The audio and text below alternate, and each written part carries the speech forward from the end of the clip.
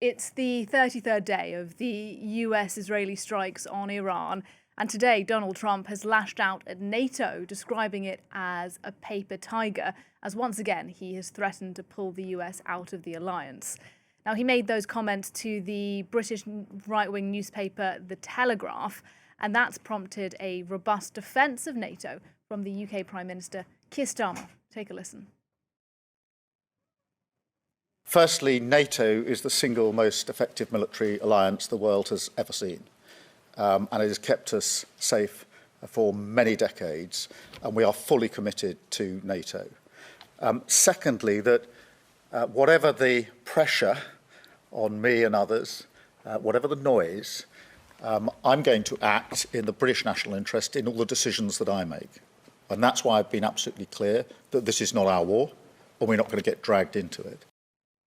And with me now is our international affairs commentator, Douglas Herbert. Doug, there's lots for us to talk about today, but let's focus just for the moment on Donald Trump's comments about NATO and that rather robust defence of it we just heard from Keir Starmer. Your thoughts? Yeah, well, my thoughts are I don't want to overanalyze it, not because I'm chickening out and not doing my job, Nadia, but because I don't want to analyze any deeper than Donald Trump has. And my sense is that this is another rhetorical salvo that not much thought has gone into. It's more an emotional type of thing.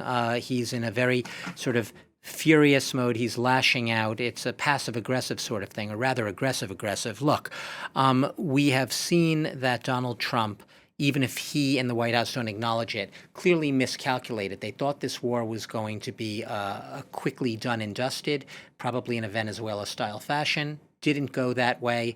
More than a month later, the war is not only still going on, while Iran seems to have diminished munitions, it is still managing to put up a fight and show a lot of resilience. And contrary to the claims of regime change, there has been no regime change, but the regime is still there.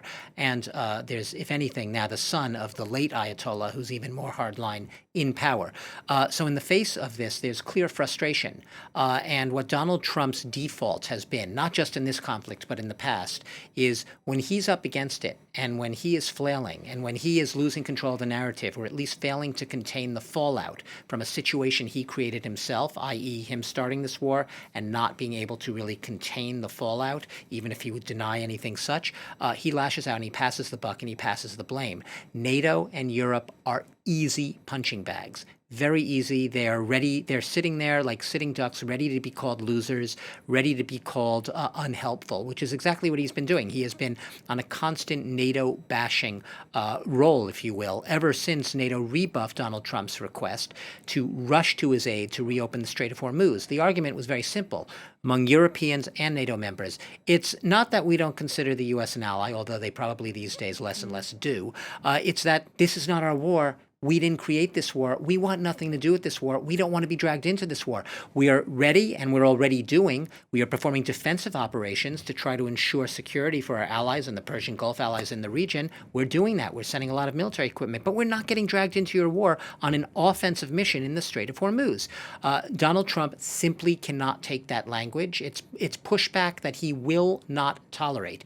And his reaction, if he can't do anything in deeds, is these words, threatening to pull out. It doesn't mean, Nadia, that he might not indeed pull the U.S. out of NATO. He might very well in an impulse sort of thing. But it is definitely rhetoric that seems rooted more in a temperamental sort of emotional response that it goes to a deeper sense of he knows that he has lost a little bit of control. He needs to get control back. And one way of doing that is seizing the rhetorical high ground.